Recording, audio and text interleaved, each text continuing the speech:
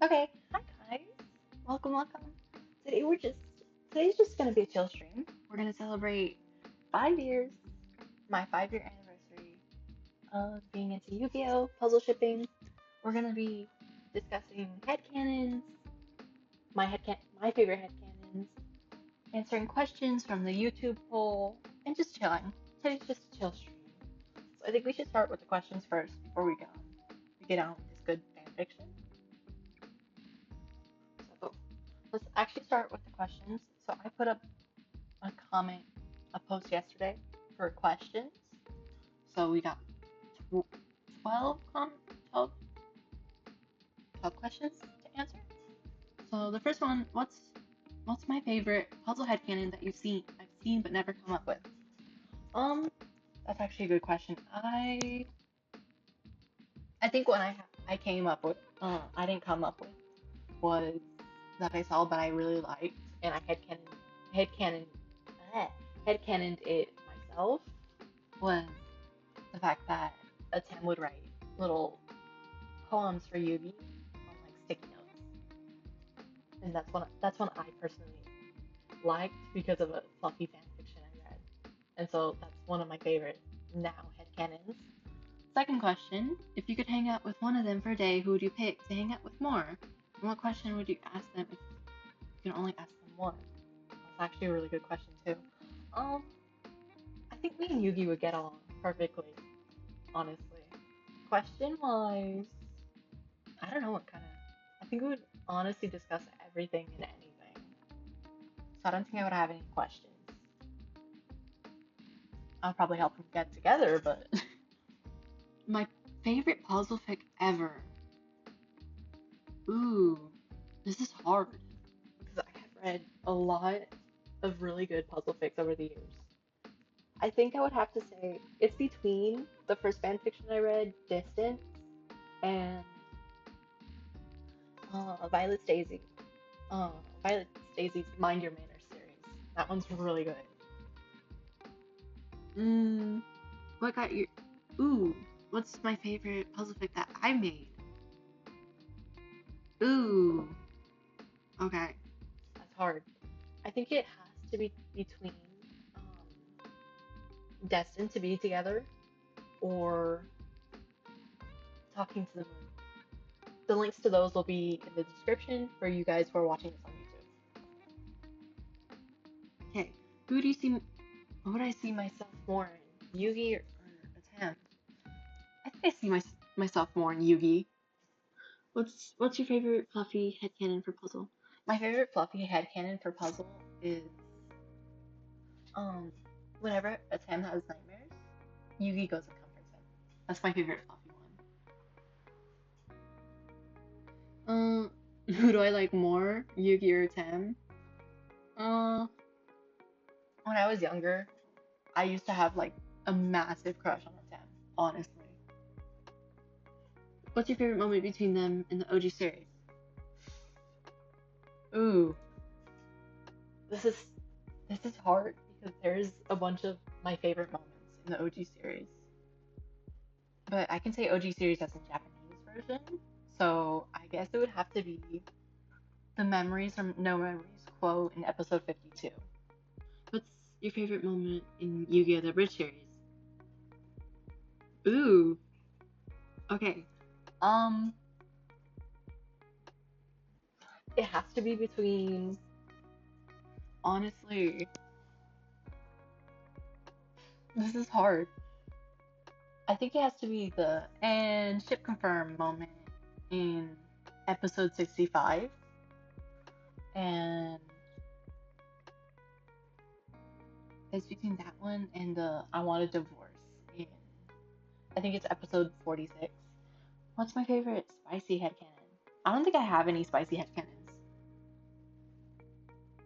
Yeah, because I'm more of a fluff writer. I don't really have any spicy headcanons.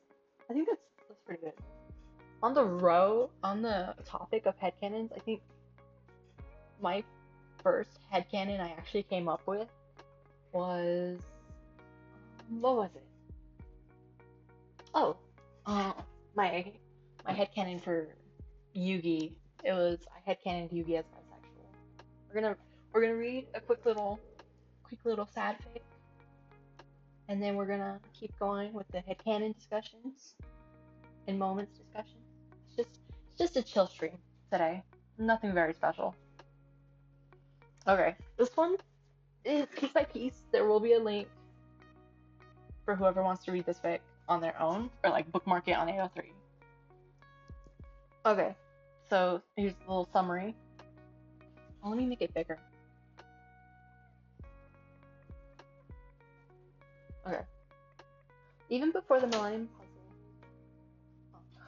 Puzzle, Yugi liked putting together puzzles. So of course, it continues long after the gold is gone and ghosts have passed on. And some habits die hard as Yugi talks to himself one rainy day as he pieces together another puzzle. It's been like ages since I actually read this one. It was never quite the same, and obviously it never would be. Cardboard, wood, nothing ever came close to the weight of the puzzle. Even specialty metal puzzles never came close, too heavy or too light, or the edges too sharp in his hands, no matter how well polished the metal was, because it would never again be ancient gold that had been handled by hundreds of hands before him. The sharpest points blunted by force attempts to make edges that were not meant to be fit together, all to make the puzzle whole again. The surface smooth and pitted at the same time as each piece was held and turned and polished by errant hands. And really, that was for the best. It wasn't like Yugi wanted to find another spirit trapped in an ancient puzzle that harbored old magic and demons and possibly trapped souls of hundreds sacrificed to make that magic work. No one deserved that fate, and that first puzzle had left such a hole in his soul that should he find another one, by some incredible twist of fate, Yugi wasn't sure he could put himself through that again. He didn't regret putting the Millennium Puzzle together. He couldn't. It had given him so much, but it wasn't a gift. He had so many others. So many others had paid a terrible price for it, and Yugi at least didn't have enough in him to afford that cost again. But Yugi hadn't started putting together that ancient puzzle for its power of promises. He began putting it together because he loved puzzles, and all the world around him might have changed. He may have loved and lost and grown up, but Yugi Moto never stopped loving puzzles. Oh god, this is gonna make me all mushy and sad. Even though piecing them together still made his heart ache as he fell back into old habits. Okay, I know the image on this one is cheesy, he murmured to himself.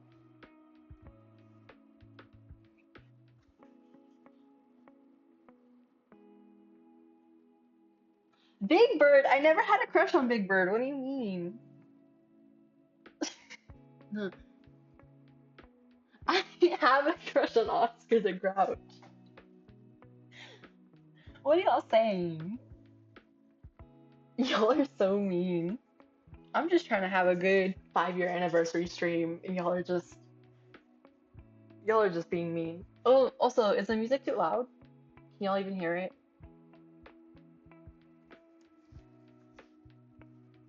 If I need to raise the music just a little bit, that's fine. No? Okay. He murmured to himself, but I promise it's a good one. Much harder than it looks. See all the blue pieces? Some are sky, some are water. I don't hear anything. What? I have music in the background. Hang on, let me raise it. It's not like music, it's just like... Oh, hang on. Maybe volume. Is that better?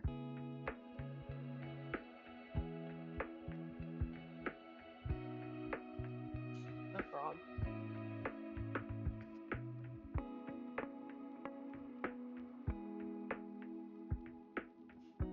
Is that better instead of replying with the frog? I'm gonna raise this.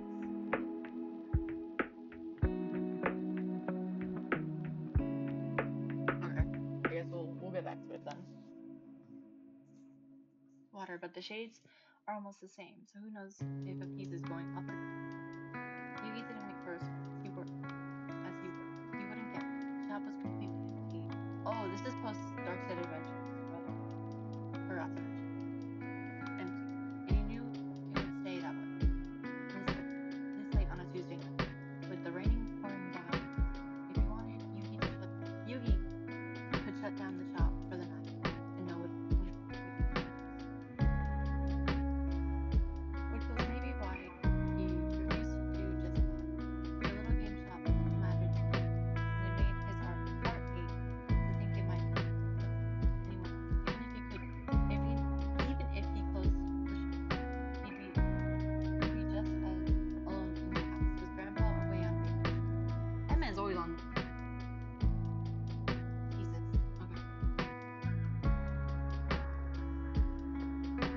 There we go. Hello? Hello? Am I too loud?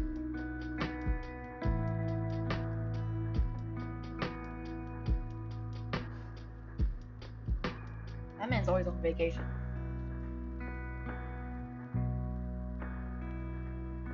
May as well keep the shop open on the off chance such a thing would matter to someone else after all.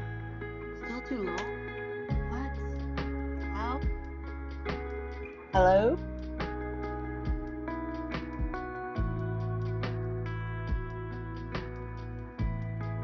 Better? Okay. Cool. Cool beans. But that didn't mean he had to stay behind the counter waiting for no one to show. Instead, Yugi selected a puzzle off the shelf, made a note of removing it from inventory, and sat down at one of the tables they used for game demonstrations. A short wrestle with packaging. A moment later, Yugi had the pieces dumped out across the whole surface. Jesus, puzzles. There was something about the sound of a puzzle leaving its box. Never as nice as the chime of metal being emptied from the puzzled old puzzles, but satisfying in a different way. Yugi began clawing at the pieces, flipping them face up, and searching for the edges. A few piles of certain colors began to form, and the blue one growing quickly as he knew it would. Gotta do it by shape one. The image, that's the trick. Joe never knows, he said. But I don't have to tell you that, do I? And he didn't need to say who that non-present you was, even before he knew of his other, before he even knew the puzzle had magic, or he'd seen that wondrous golden box. Yugi had a habit of talking to himself as he worked on puzzles. Only that always felt a little too lonely. So Yugi had begun to pretend he was talking to someone. If the jigsaw puzzle was of a character, Yugi would pretend to talk to that character while he pieced their image together. Oh, here are your eyes, he'd say. Now you can see me just like I can see you. Man, I love Season 0. Season 0 Yugi's good. Even if there was no chance, it was easier to pretend that he was talking to somebody, which was why it became such an easy habit with the Millennium Puzzle. That ancient artifact was easy to personify as any cartoon character on a cardboard box. And now, whatever puzzle he selected, there was only one person Yugi talked to as he worked. Always the same person, the same ghost, the same absent space as the hole in his heart. Oh my god. It's been a little while since I read this fic, so this is like one of my go-to if you want to read a sad fic. Post Dark Side Adventures. My go-to. Though I wonder, Yugi said, was it easy to talk to you back then because you were there? Or did I wake you up with all my incessant chatter? I suppose I'll never know. And I guess it doesn't really matter. Bro watched him sleep. He hummed softly to himself and fell silent as he had to piece the edges together. You know, he said, you weren't all who I imagined when I started talking to you. It was a puzzle. Not that I pictured a person when I talked to a puzzle. It had an eye after all. It had been so easy to talk to that one middle piece propped up against the box as he worked, slotting whatever two pieces he had at the moment. And I'm not disappointed or anything. How could you ever disappoint me? But his eyes were filled with a smile. The puzzle was always impatient when even when I wasn't working on it. But a different puzzle is still the puzzle I talked to. And that thing was always so grumpy to be solved. And Yugi laughed out loud. Sound feeling became shy. It was kind of a jerk, actually. Probably a sign of how messed up my confidence was as a kid. You know, imagining dialogues in my head, and it was always a voice that had to placate and assure. Here, she's got another piece to go. See, you don't have to be upset. So having said about 3 pieces of the jigsaw slotted together under his fingers, but he always was that grumpy. The puzzle in my head, and I don't think you ever would. If you could see me now, I could see. If I ever knew one explanation, it was me. Me being mean to me. The pile rattled as Yuki shifted pieces around, looking for the last corner. So how could I ever regret you? You were always so much nicer to me than the voices in my head. Even when you were literally lighting people on fire, you were always such a gentle voice to me. Yeah, this is like Japanese version, so. He paused, darker memories flickering to the surface. He didn't actually remember lighting anyone on fire, or really any of the darker things his other self had done before they became aware of each other. But Anzu had made an old binder with newspaper clippings and write-ups of all the incidents she thought were related to him, and just a few months ago she handed it over to Yugi. We should just set Anzu on fire. Because Anzu was ready to move on, or at least move out, and a binder of related crimes was maybe not the best thing to carry on into the States. Oh yeah, her dream of becoming a dancer. Bye. It's weird, you know, he said. I wonder if I hadn't already given the puzzle a voice in my head, if I would have noticed sooner that you and I weren't the same. Then again, given how different you were from the puzzle I voiced, maybe not. Yugi paused and sat back to stretch. He shook his hands out, which were becoming chilled.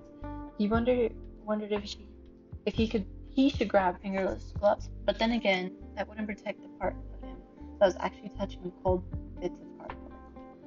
That was the one thing Yugi hated the most about puzzles that weren't the Millennium Puzzle. The pieces of all other puzzles were so cold. They sucked the warmth right out of his hands, and yet, yeah. I'm on this paragraph right here. Right there.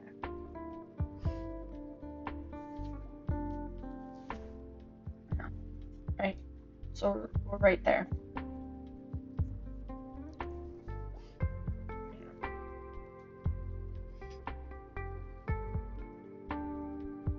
And yet the puzzle never had. It was always gently warm and not quite body temperature, but close. It didn't matter that they were metal. It didn't matter how cold it was. Always warm to his touch. Heh, he picked up a piece and held it overhead, studying the shape in the light. That should have been my clue, huh? That you really were magic and Grandpa wasn't just blowing smoke up my shirt. My shirt. Skirt? And then I don't know how to say that. He shared a laugh with himself and put his head down to work. But it wasn't long before he was talking to himself again. I miss you. I probably don't need to say it, but I do. I hope you're happy wherever you are, and I hope you don't mind that I'm picturing you here with me, even on a gray, awful, rainy day. Aww, cute.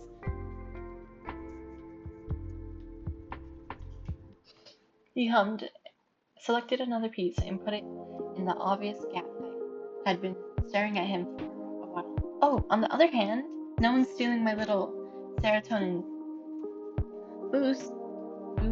No taking the pieces from me.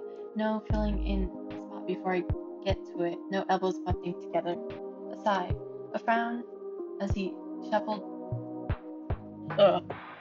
futilely through the stack. Then again, I guess we never did have that issue, seeing as it was always my body. We never did get to put together a puzzle when we had our own hands. When we each had our own hands. Aww. Yeah, I have to freaking write a fic now. Other than doing a puzzle together. make up for the fact that this is gonna kill me when I'm done with it. A sigh, a frown as he shuffled. Oh wait, I read that one. I wonder what that have been like, putting a puzzle together when we both have bodies. I mean, they had worked together on plenty of puzzles, jigsaw and otherwise, but had always been with one or the other making suggestions from the side as they watched, sometimes swapping out to be the one running the hands.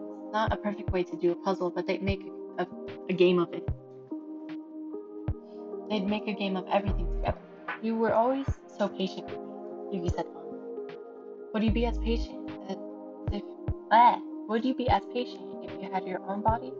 You wouldn't have to wait for me to pick up the right piece to direct me. He bit his lip, glancing over the image that was forming already before him. I bet you would. Obviously, you'd put down any piece you spotted. But what if I had a piece and I wasn't seeing the gap? What would you do? You'd never take a piece out of my hand. I know you just.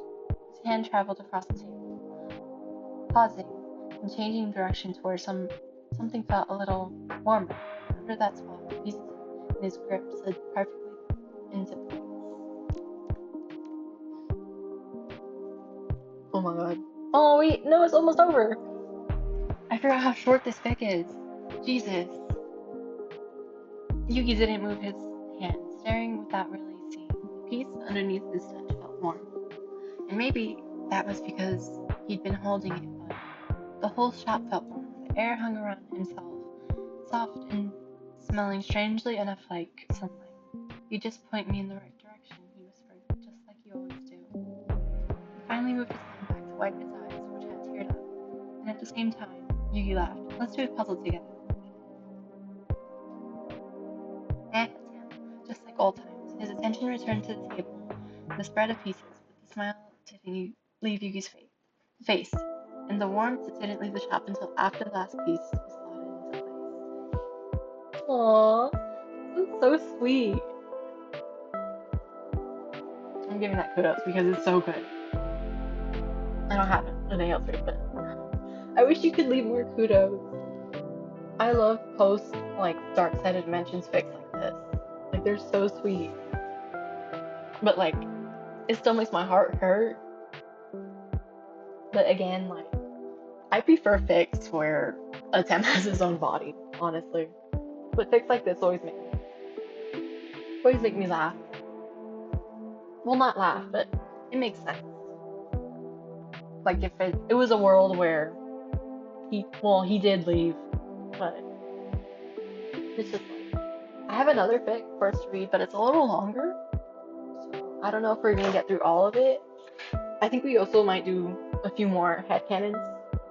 I'm just trying to remember all of my headcanons right now. So I know we did a few for Yugi. I think one I have for Tim is he's more like if he had his own body, he's more of the cook than Yugi is, honestly. In my honest opinion. Okay. Hang on. There we go. Found it. Okay. This one's Distance. This is the first fanfiction I actually read for puzzle shipping. So it's a little throwback to 5 years ago. I don't remember how old this fanfiction is, so but the post we'll read the summary so y'all get a little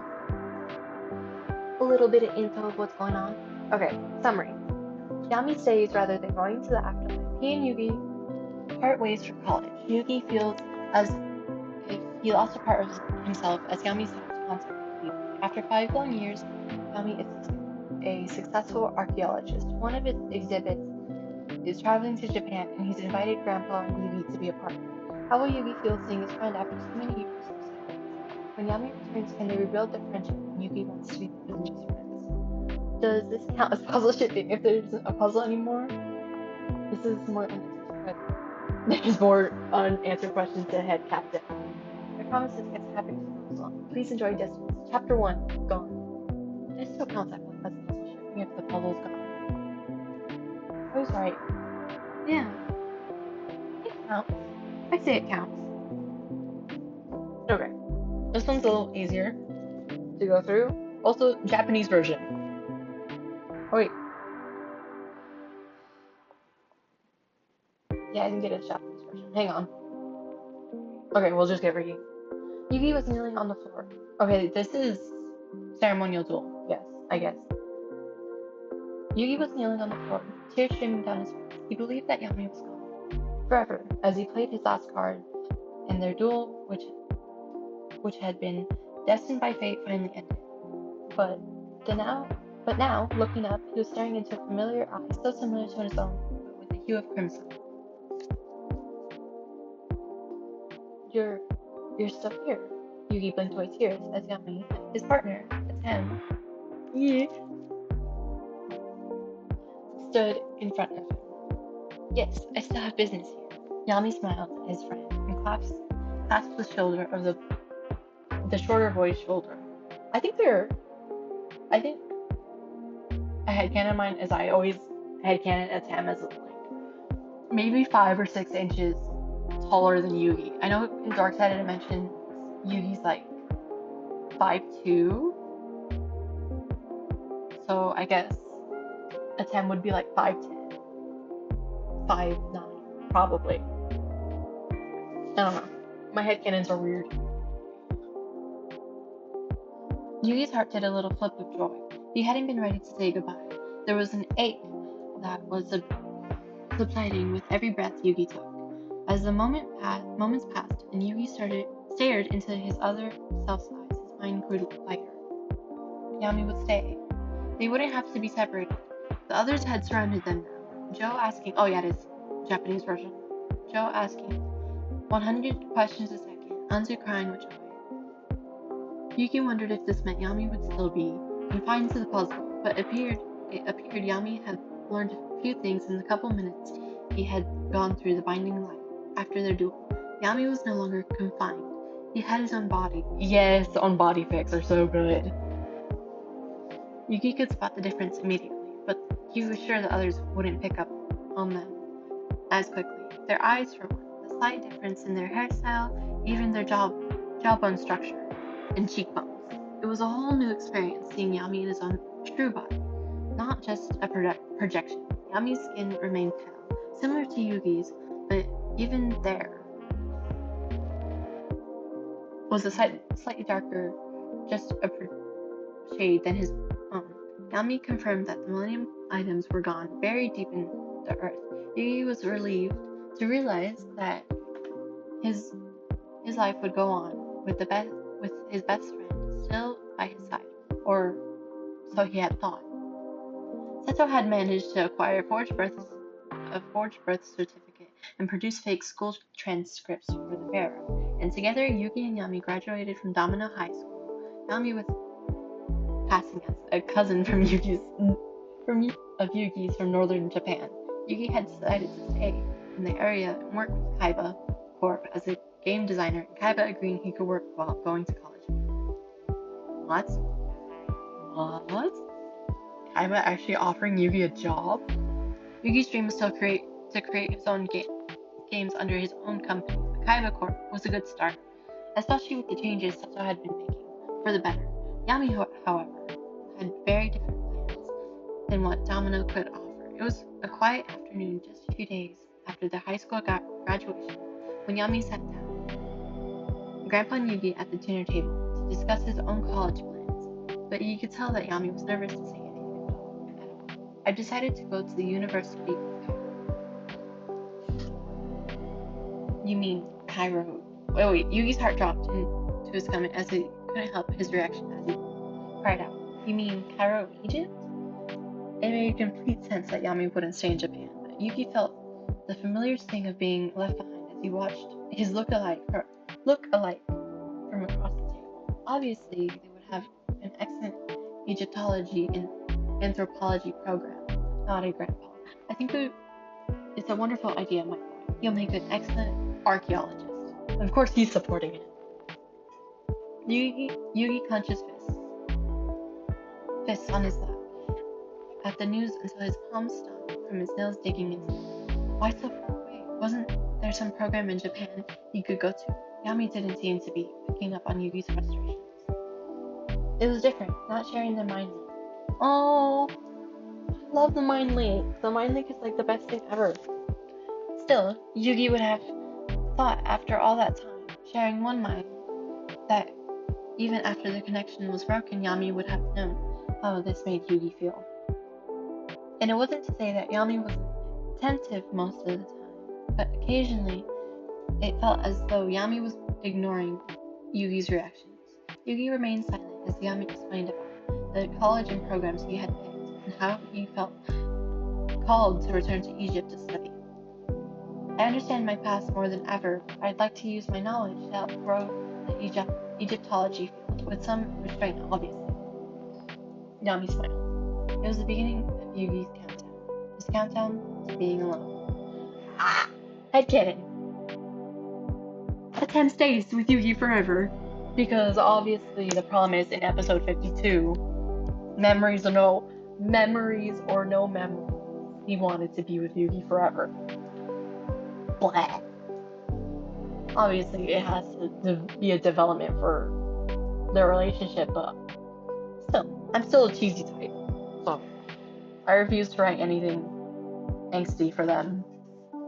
A few mornings after Yami's announcement about college, Yugi had been helping Grandpa in the shop. He had spent all morning helping stock the shop for the day. Keeping busy was all he could do to keep his mind off of Yami's decision to leave them. When Yugi was done, he headed back into the house and saw Yami heading into the kitchen. He followed Yami. Good morning, Yugi said icily, trying his best to be cheery and ignoring the gloom in his mind from Yami's immediate departure. Yami's crimson eyes slid over from where they had been taking in the pantry items to look quickly at Yugi. Hey. Wow, that's all you have to say? Hey. The eyes went back to the pantry. He frowned, reaching out to attempt to ask Yami what was wrong. With a frown and lack of connection, Yugi had to remind himself that Yami couldn't hear or feel his thoughts any longer. Lately, it had seemed like Yami didn't seem to want to talk to Yugi. He barely even made eye contact with the slightly shorter boy. It made starting conversations that much harder. Yugi tried not to get bothered. The gang was thinking about going to the park today, play frisbee or something, since it's supposed to be such a nice day. You're welcome to come along, obviously, if you'd want to go with us. Yugi felt intimidated just having to verbally ask. Gotta go. Bye. Bye, Barry. We'll be here.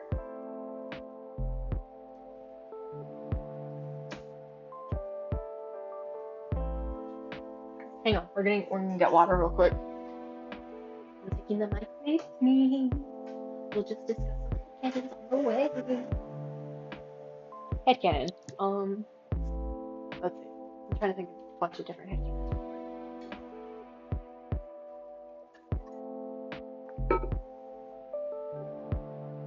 Okay, wait.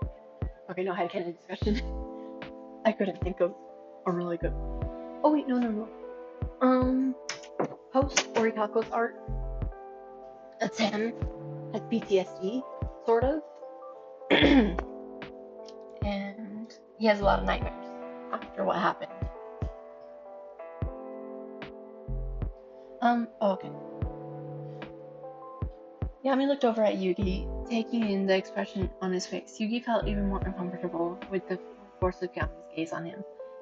Had Yami's gaze always been so intense? Yugi gulped and looked down at his toes before he began to ramble. I mean, you don't have to. I know you're probably enjoying having your own body and being able to do whatever you want. So if you don't want to spend time with us, that's totally fine. Yugi's verbal stream cut off by the sound of the pantry closing. Yugi looked up. I'd like that. I'd like that, Yami said softly. There was a small smile on Yami's lips. Yugi felt his cheeks heat up just a bit, and smiled back. The sight of Yami smiling made Yugi's brain a little foggy. He chalked it up to adjusting to having his other self in his own body. Oh, good. Cool. We're meeting up around 10 this morning? Yami nodded. Smooth, Yugi thought to himself. Yuki had rushed a bit to shower, but was ready and bounding down the stairs by the time 10 arrived. Yami was in the living room waiting for her. Yuki's hair was still slightly damp from his shower as he made his way towards Yami, stopping briefly when Yami didn't make a move to head out the door just yet. Yuki noticed that Yami was eyeing his damp locks, a small frown playing at his lips. What's wrong? Yuki asked. Yami continued to frown at the shorter boy's hair. Wait, what's wrong with his hair? Is it because it's so wet? Oh, yeah. Yuki felt his breathing stop and his heart speed up as Yami's hand reached up over his shoulder to gently feel one of the damp strands. Your hair is still wet, he said simply. There was alarm bells going off in Yugi's head and a shiver threatening to run down Yugi's spine, where Yami's fingers were softly swirling a piece of hair. Yugi was sure his face was the same color as a tomato. Tomato Yugi! It was only the second time Yugi had been able to physically feel his other self.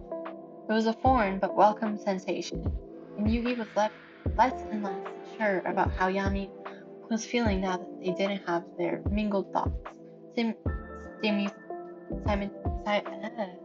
Simultaneously, he was less and less sure about his own feelings towards the pharaoh. There was something there.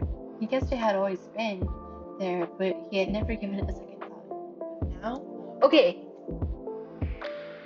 this is what I like to talk about. The fact that who fell first. Obviously, I say it was probably a 10, probably, based off of season 0 actions. But I also like to think Yugi fell first, like post Battle City and like Virtual World arc, and then after the Orichalcos arc, it kind of stamped it. But because he knew what fate had in store for them, he kept it hidden. I'm confuzzled on who fell first, honestly, when it comes to this.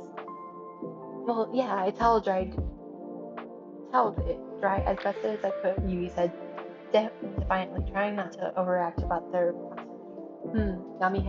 Yami's hand dropped back to the side. The taller of the two headed towards the door. Yugi's feet stuttered a bit, trying to catch up to his Yami. His thoughts swirling, confusion being the main emotion.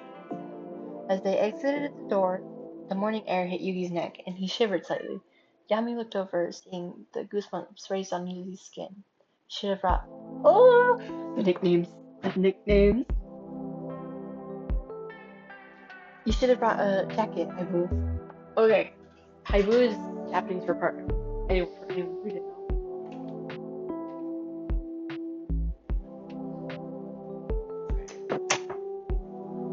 I love old school puzzle fics with freaking nicknames. Those are so good. Those are always my favorite. Yugi grinned. His face still tingled with the blush. It was the first time Yami had called him Haibu since having separate bodies. He relished in the moment.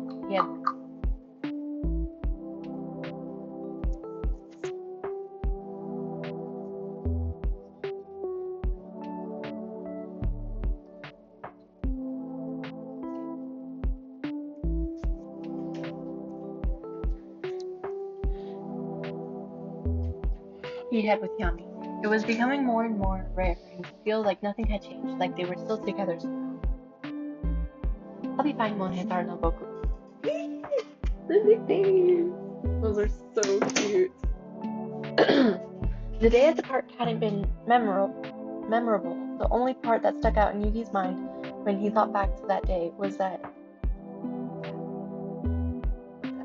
last time Yami had called Yugi Aibu.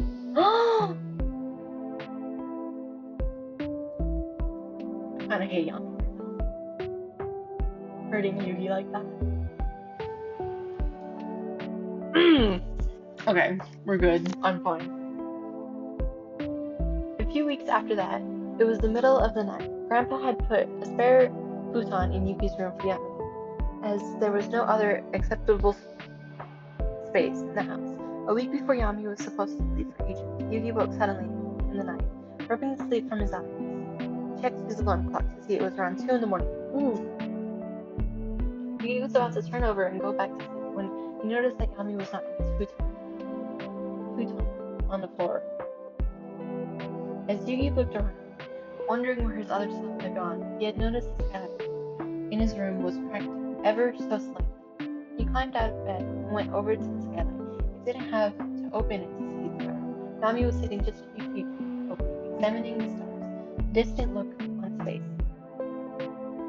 Yugi knew that this look, he thought. It was the same look he gave when he was going to option 2, a very serious story. Yugi wondered what Yami could possibly be considering in the middle of the night like this. Just before Yugi was able to leave, Yami suddenly turned and looked at Yugi. The look on Yami's face was filled with sorrow. Yugi's breath hitched as he stared at his other self sitting on the room. Having been caught, Yugi slowly opened the skylight door. Is everything alright? Yugi felt a little silly, even asking the question as he pulled himself halfway through the opening. It was plainly obvious that things were definitely wrong. Yami frowned slightly and looked back at the stars. I don't know honestly. Yugi didn't know what to say, wanting just to be silent and let Yami say whatever was on his mind without Yugi pressuring him into it. But after a few minutes, without either boy saying a word, Yugi found himself chewing on his bottom lip. Did he ask if he could help? Did he just walk away? He found himself... he held back the urge to sit next to Yami, to reach out, to hold his hand. But how would Yami respond? Is there anything? Yugi was reaching to Yami. No, Yugi, thank you.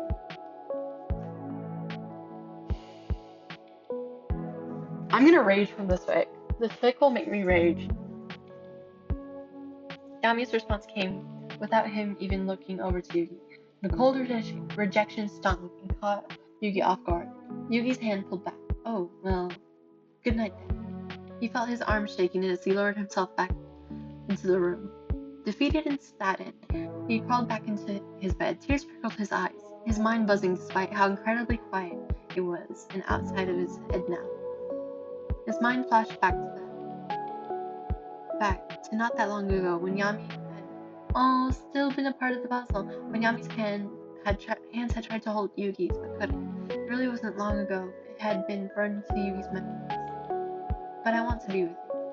Forever, even if I never get my memories back. Me too. Forever. I'll give you all my memories. My heart! See, he promised. He promised! Yugi pressed his face into his pillow.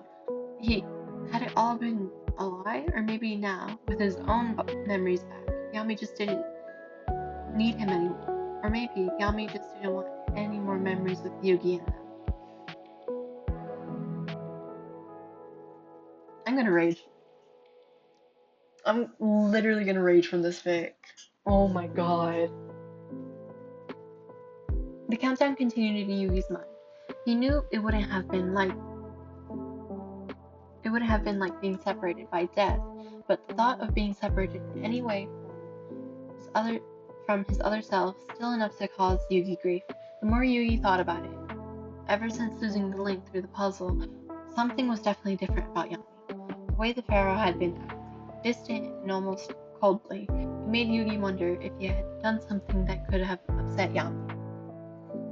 Yugi had begun to wonder if maybe Yami had resented all the time he'd been trapped with in Yugi's body. Slowly, heartache set in. Yugi noticed the little things. Yugi and the others were soaking up the last days of summer, but the few times when Yami would accept the invitations to go out with them at all, he'd end up leaving early. Yugi had fought with thoughts in his head all summer. Were they not good enough for him? With Yami's memories back, did he think that Yugi and his friends were boring or too young, or just not who he wanted to spend time with? Did Yami have regrets for staying? Yugi began to think that Yami was counting down the days until he could get away from Domino rather than dreading it like Yugi had been. The day Yami left, Yugi could hardly say a proper goodbye. Joe, Anda, and Anzu had came to see off the pharaoh along with Yugi and his grandpa. Yugi and Hana locked Yami in an embrace with exaggerated tears and threatening him to stay in touch and visit often. Anzu obviously was upset, but happy for the pharaoh. She herself would be leaving for New York just a few days later. Yami had laughed and smiled easily with them, saying his goodbyes. When it came time for Yugi to say his goodbyes to Yami, Yugi found that the words he had wanted to say had stuck in his throat. Yugi opted to say nothing at all, staring at the airport floor instead. Take care of yourself, Yami said softly. Yugi nodded, but couldn't bring himself to look at the pharaoh in the eyes. When Yami had turned away, Yugi looked up. He wanted to call out, he wanted to stop him, but instead he stood there quietly and watched the other half back. He stared into the black leather jacket that was lost in the crowded airport, and Yugi wondered what he had done to deserve this abandonment. The months after Yami's departure were bad, to say the least. Joe had made sure to visit Yugi regularly. Grandpa would force Yugi to help out in the shop if he thought Yugi was staying locked up in his room for too long. To try and get his mind off the gaping hole in his heart, Yugi asked Kaiba if he could start working earlier than they had previously agreed on, and was given the customary "do what you want. What do I care?" Obvious Kaiba response. Yugi threw himself into work in school. He didn't want to waste an opportunity to work for one of the biggest names in gaming technology. Although his dream was still to become his own independent game designer, Kaiba had assigned Yugi to lead on several projects, including designing games for Kaiba. Industrial Illusions had merged with Kaiba Corp after Pegasus' death, which had been beneficial for both companies. The task helped keep Yugi's mind off of his loneliness.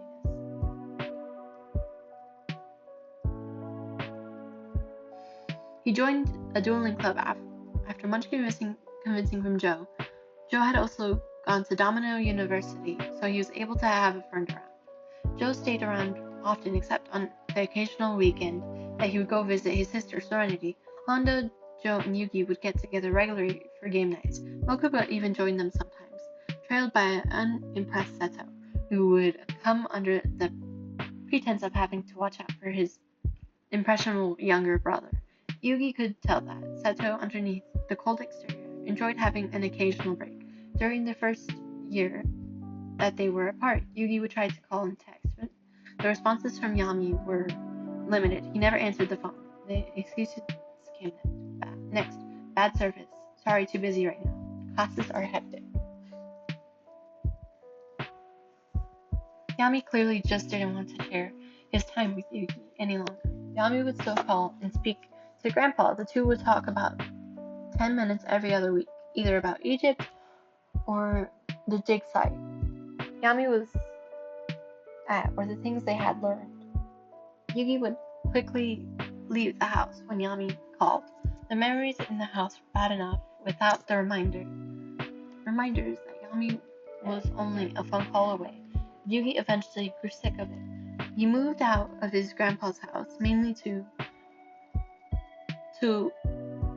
avoid overhearing the phone calls that grandpa was having. It lessened the pain only slightly because at least at his own place, Yugi didn't have to have a bi-weekly reminder that the voice he was longing to hear was just feet away.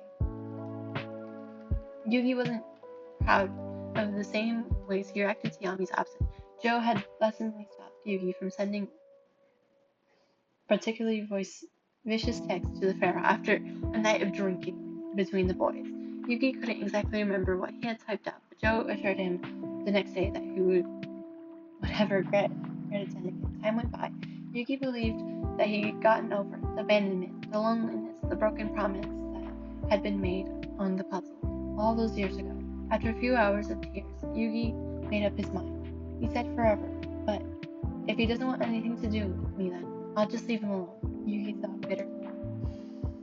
That's only the first chapter! What? Dude! We still have like 7 chapters. Oh my god.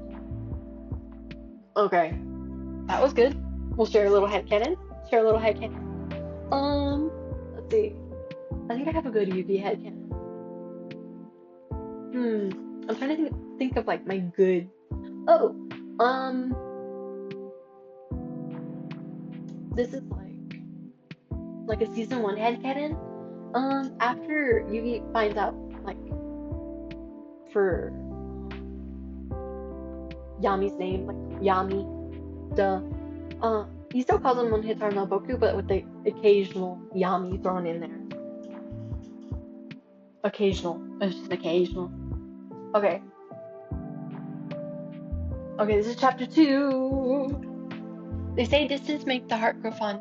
Distance makes the heart grow fonder. Yugi wasn't entirely sure that was a true statement. During the 5 years after Yami left, the 4 years after Yugi stopped initiating the contact, Yami never once bothered to reach out to Yugi. Joe eventually stopped asking Yugi if he had spoken with Yami, or if there was any news about how Yami's work was going in Egypt. Yugi's graduation from Domino University came and went. Yugi didn't ask Grandpa if Yami would come to see him walk across the stage that day. He knew that Yami wouldn't be there. Yugi had worked tirelessly on a new game with Kaiba Corp. When it launched, there was no congratulatory phone call, even though Yugi had not expected an invitation. It still stung when Yami didn't invite Yugi to celebrate Yami's graduation. Yugi knew that Yami had been working on a large project in Egypt with the Ishtar family. Ishtar! Isis had been working with the Cairo Museum and had helped Grandpa get Yami settled in Egypt. Yugi made a point not to ask questions about what Yami was up to. It was always too painful to hear, but Grandpa would very rarely bring up certain things that Isis or Yami were doing, so Yugi wasn't always been totally in the dark. They had been finishing up dinner one night when Grandpa brought him up. Isis San called the other day. She says that she and Yami finished up a very big project, Grandpa said, watching Yugi closely. Yugi had been idly moving around a piece of leftover food on his plate and flinched when Grandpa said Yami's name. The reaction was one that Grandpa didn't miss. You should call him, Grandpa softly encouraged. Yugi stopped prodding at his phone lightheartedly. You know, it's been 5 years since he left, and he hasn't called me once. It's been 4 years since I stopped bothering to try and get him to even communicate with me. He never contacts me. I'm not going to force myself on him or something. He's clearly moved on. Grandpa frowned at the uncharacteristic bitterness in Yugi's tone. Yugi, I know you feel like he abandoned you, but... Yugi stood quickly from the table, stopping anything else that Grandpa was going to say about the situation. Yugi picked up his plate. He felt an anger rise up in his chest. He just wasn't ready for this conversation, no matter how much time had passed. Yugi would rather appear rude by running off and giving into the urge to start shouting at his grandpa. Thanks for dinner, Grandpa. I'm going to go home now. Solomon sighed and closed his eyes. Be safe, going home. Yugi, I love you. Love you too, Gramps. Yugi deposited his dirty dish in the sink and grabbed a jacket and headed out the door. Yugi did truly love his grandpa. After all, Yugi's grandpa had been the one to raise Yugi. Yugi's mom really was around, and he didn't know his dad. But Grandpa would just never understand the bond that had been broken, the severity of the pain Yugi lived with daily. As Yugi left, he felt tears forming in his eyes, and cursed to himself. How could he still have tears after all this time? He didn't need Yami, not anymore, not for years now. He thought about his other friends briefly. Joe worked for industrial agents sector of Cupid Corp as a sponsored duelist. Honda was working full-time at the gym as a personal trainer during the day and part-time at night as a bartender, completely determined to stay out of his dad's factory. Ryu had gone to England for school but returned to Japan with the British embassy. His dual citizenship had come in handy, and oftentimes would visit with his old friends when he was in Japan. Anzu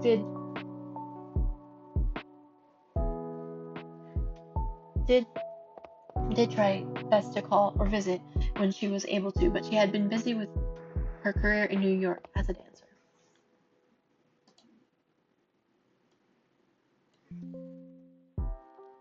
Okay. Yugi had a hard time making new friends at work in college after Yami had left. There was always a space in his life that no one could fill. At least he got one thing to come from Yami leaving. Yugi had come to terms with being bisexual. Yay! Someone else who headcanons Yugi as bisexual! That's like that's my favorite headcanon from Yugi. That's my favorite Yugi headcanon. Bisexual headcanon. He had fought with his feelings for a long time, but finally concluded that there had been more to the feelings he had for Yami, just brotherly friendship. He tried to date other people early in college, thinking that maybe if he was in a relationship, he would be able to forget about Yami, even just for a moment. He met a really nice guy in one of his design classes, but despite everything, Yugi's thoughts always drifted back to the pharaoh. Yugi called it off after a month. Yugi gave up the dating scene for a while. After that, even though he'd get an offer every so often from men and women alike. A few times Yugi had debated saying yes to the offers, but when he thought about it, the only reason he could think of to say yes was out of spite towards Yami, to be able to say, "Look, you left me, but I'm fine." Yugi couldn't do that to someone else. He used them like that. It made him feel guilty that he even considered doing something like that, just out of some petty non-revenge towards Yami. Yugi sighed. The autumn night air was cold. He had hoped the 5-minute walk to his apartment from his grandpa's house would help clear his mind, but his thoughts were still muddled when he got to the front of his building. Using the key card to enter his apartment building, he decided to take the stairs. When he reached the 5th floor, he walked to his door, unlocked it, and entered the apartment. It was cozy. There was a lot of greens, browns, and blues. A figure moved in the dark apartment. His cat, Ramses, let out a chirpy meow and gazed up at Yugi, his bright yellow eyes running over to him from where he had been napping, and wound himself around his master's feet. Aww, kitty! I knew Yugi was a cat person. Ramses had shown up outside the apartment building Yugi lived in shortly after Yugi moved in. Yugi had asked around the building in nearby houses, but no one claimed him. The poor thing no matter was what kind of work your team does, oh, come someone can on. help manage it. From project intake to campaign management to strategic planning and more. Asana works for you. Try it for free today at freaking asana.com. ads. Okay, there we go. Thought we had to skip it. Ramses had shown. Okay. The poor thing was homeless and had seemed to take a liking to Yugi, so it was settled. Yugi had never had a pet before, but having the feelings company was a blessing. Hey, kitty cat, Yugi said, picking up the gray and black full fur ball and giving him a nuzzle. Let's feed you.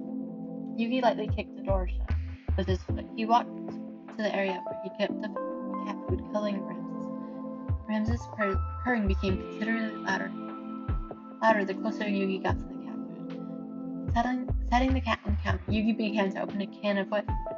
As he was doing so, his phone began to go off in his pocket. Yugi wondered who could be calling him now. He came to a quick conclusion that he must have forgotten something at his grandpa's house, especially since he had left in such a hurry. Without looking at his phone, he slid the finger across the screen and answered and cradled the phone between his shoulder and ear, continuing his attempts to prepare Ramses' dinner. At the last second, Yugi just chose to answer in a formal manner, in case the call had been rather and his friend. Yugi speaking. There was a pause, no response. Hello? Yugi said again. Hi, Yugi. Oh my god. It's the Pharaoh.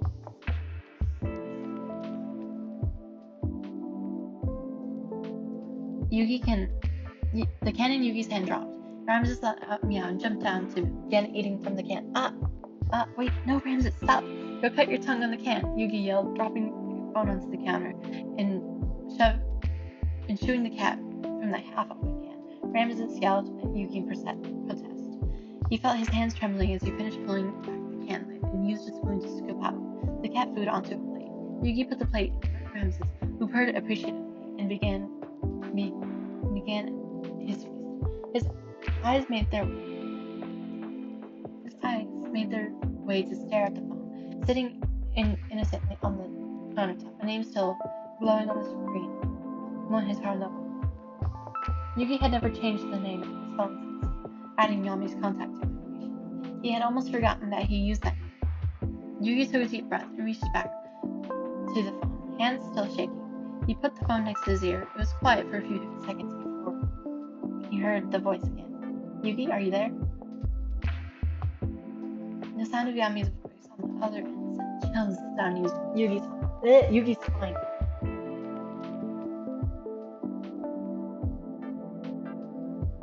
Okay. It's good to hear your voice, Yami said. Yugi could feel tears welling up his eyes. What could he possibly be calling about after 5 years? What in Ra's name did he possibly have to say after the radio silence that had clearly been the end of their friendship?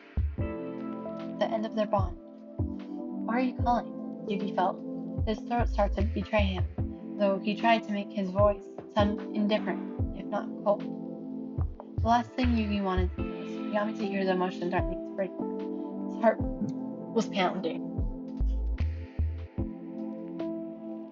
I'm coming back to Japan. Yugi's breath hitched, and I want to see you. Yugi froze. Was this some sort of sick joke? It had to be. But why? Why are you coming back? Yugi asked when his mouth finally caught up.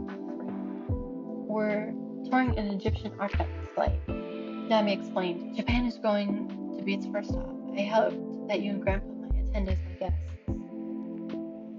Bruh. After ghosting him for 5 years, this is all you have to say? Really? Wow. Grandpa, Yugi's brow furrowed. Did you already ask Grandpa about it? I just got off the phone with him. Yugi gritted his teeth. Did he ask you to call me? There was a silence before Yami responded. Yes, does that matter? Yugi clenched his fist. Okay. Clenched his fist. He had to stop himself from throwing the phone across the room. Ramses had finished eating, so was winding around Yugi's legs again. Yugi tried to calm down before he said something that he regretted, but there was a pressure rising out of him that made him feel like he was going to explode. Of course it matters, he said, his neck beginning to feel hot. I had stupidly thought that maybe you just wanted to talk to me after 5 years of ignoring me, but obviously I was wrong, ignoring you. And on top of all that, I believed like an absolute moron that maybe you were coming back to Japan, maybe just to visit or see me, he thought, even once. But no, you're coming back for an exhibit. To what exactly? Rub it in our faces? Show how great you've been doing while simultaneously weeding out any sort of connection with every single one of the people from your past who helped you get where you are now? You felt it bubble up, but it was too late. A sob escaped his lips. He felt like an idiot. He had already regretted saying those things, but the word vomit didn't want to stop. Yugi felt actual bile in the back of his throat. Did Yami even have the slightest clue what he had done for him by leaving? Yugi. And what now? Oh, great Pharaoh. We're just supposed to ignore the fact that you cut us out of your life and nearly half a decade and welcome you back with open arms? I'm sorry. Is that supposed to make this better? Yugi tried to keep his voice down, but he wanted to scream at Yami. He wanted Yami to feel angry as he was. He wanted Yami to be on the edge of hysterics like he was right now. He wanted to call him an idiot. He wanted to ask why Yami didn't love him, why he left him. I didn't want to hurt you, Yugi. I didn't mean to. I thought that. Yami stopped. Yugi didn't speak. Yami sighed and finished. I'd really rather explain to you in person, if you like. Yugi wiped the tears that had leaked out from his eyes off of his face. What if I say no? Then I'll leave you alone. Just like that, no questions, no fight, because Yami didn't care. Some friend he was. Yugi wanted to punch him in his stupid, perfect face. He had briefly hoped that Yami had gotten fat and ugly since he'd seen the Egyptian last. Good. Then just leave me alone, Yugi said very bitterly. Yugi hung up the phone and broke into tears. Bro! What the fudge is that? Yugi woke up to the gentle sunlight filtering through his window blinds. His alarm clock read 8:05 a.m. He hadn't called in to work. Maybe they'd let him work remotely today. Maybe he would just not get out of bed at all. He pulled the covers over his face. He felt like his eyes felt puffy. He had spent a good amount of his night crying.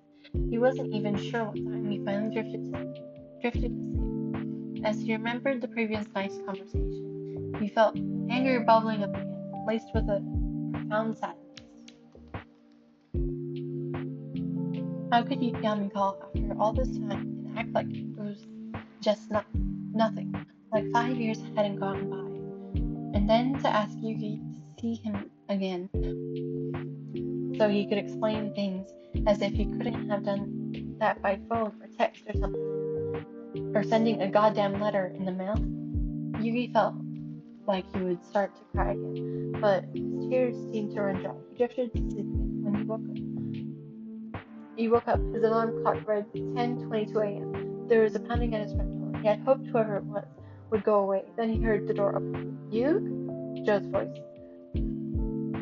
Where are you?" Yugi instantly regretted giving Joe a copy of his apartment key. He resorted to hiding under the covers, feeling like a child as he did so, but he couldn't have Joe see him like this. It was just too much. Too soon to explain what happened. He heard Joe's footsteps entering the bedroom. "You better not be dead," Joe said as he approached Yugi's covered feet. "I'm not," came the muffled response. "What's wrong, Yugi? You didn't come to work, and then you wouldn't answer your phone." Yugi had turned it off. "So I called your grandpa, and he said..." Yugi suddenly felt an anger turn from Yami to Grandpa. Yugi threw his cover off, disturbing his sleeping Ramses. He went bolting off the bed. Yugi sat up, staring daggers into Joe. "And he said what exactly?" Yugi asked, eyebrows furrowed. Joe looked shocked. Not only was Yugi's attitude unexpected, but he also looked like hell. Joe started his next sentence slowly, hands raised in front of himself to show he wasn't trying to upset Yugi. "Well, he said you might need a friend right now." Yugi felt his lip tremble. He shouldn't have been so angry at his grandpa or Joe, but he desperately needed someone to blame for all of his hurt he was feeling. He looked away from Joe and out the window. Ramses had forgiven Yugi for the sudden commotion and jumped back on the bed to curl up in Yugi's lap. Yugi began petting Ramses, and he felt the tears well up again. "I don't know why he would say that," Yugi lied softly. "Grandpa told me that he called," Joe explained. Yugi didn't need to ask which he Joe was referring to. Yugi bit his lip. The sound of Yami's voice and the words that were said were still echoing in his head. Yugi desperately tried to keep the tears from falling. He acted like he didn't abandon me. The tears fell now, and Yugi felt even more childlike. "He never bothered calling me before. Why now?" Joe sat at the end of the bed, leaning back on his hand, face up towards the ceiling. Joe sat at the end of look, Yug, I couldn't possibly know exactly what you're feeling, since none of us ever shared what you and Yami shared. But maybe it's the whole thing. Maybe he thought he was doing the right thing. Yugi's heart ached. If the right thing was cutting all of us off out of his life, I don't know why he would be so flippantly coming back now. "I tried, Joe. You know I tried. I texted, and he would just give these half non-responses, like pulling teeth just to have him say he was fine. You didn't He didn't want to talk to me. So he goes off and becomes some big shot archaeologist because obviously he knows what he's doing with his actual memories from the time as Pharaoh. And he just wants to waltz back in here like 5 years haven't gone by. What if it's horrible?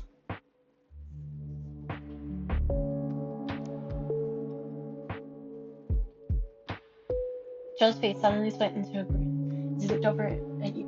But what if it's awesome? Yugi stared at his hands as they lay on Ramses, shaking his head. Nothing good can come from Yami's return.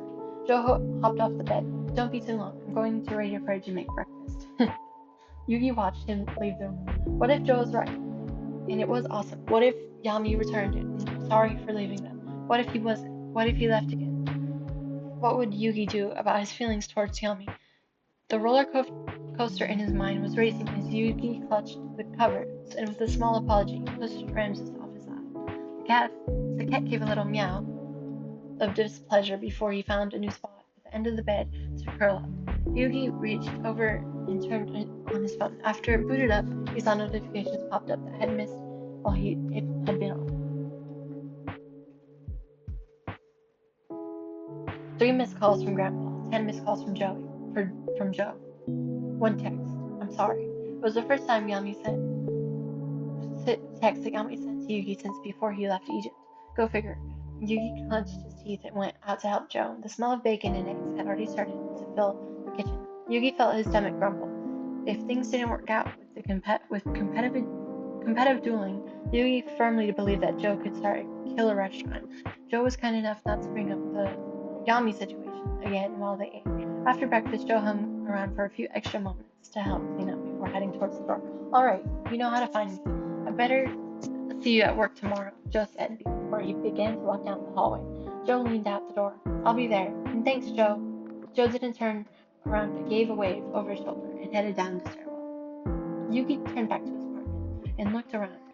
He knew he needed to apologize to his grandpa, but it was too soon. He decided that, at least for now, he'd let him know that he's alive. And he sent a quick, I'll call you later, Gramps text, thanking every deity that he could think of that Grandpa had at least picked up on how to use the basics of using a smartphone. He jumped in the shower to try and get his mind off of things. After, he logged onto his computer, checking emails for work. It was a pretty typical Tuesday, and there wasn't much going on that was urgent. His mind tried to focus, but it was like there was a dull buzzing in his brain that he couldn't stop. Deciding to call it quits for the day, he decided to go for a walk. He grabbed his jacket and headed to the door of the apartment building. The autumn air felt nice. He made a mental note to open the windows in his apartment for a little while when he got home. He was sure Ramses would enjoy the fresh air as well. He headed down the street towards the local shopping area. His phone started to vibrate in his pocket. He had held his breath and pulled it out, but when he saw the name, he smiled and answered. Hey, Anzu, he said happily. Hey, hi, Yugi. Are you busy? No, just on a walk. What's up? Are you in New York right now? No, actually, I just landed in Japan last night. Surprise! Where are you walking? I can meet you somewhere. Yeah, I'm just heading towards Monaki's cafe right now. Great, I'll be there in 5 minutes. They ended their call and Yugi's mood was considerably better. He missed having Anzu around as a friend. His childhood crush on her had long subsided. She had always been a good friend to him. When he got into the coffee shop, he ordered 1 drink for himself and 1 for Anzu before finding a cozy spot to sit down. Anzu walked in just a few minutes after him and waved. After a hello hug and thanking him for the coffee, she sat down and chatted with Yugi. So what's up? Just home for a visit? Anzu asked. Anzu looked a little sheepish. Yeah, just happened to have a break and wanted to come to see everyone. So, how have things been going? Yugi was a little suspicious of her response. He leaned back, internally debating if he should talk about the events that happened last night just yet.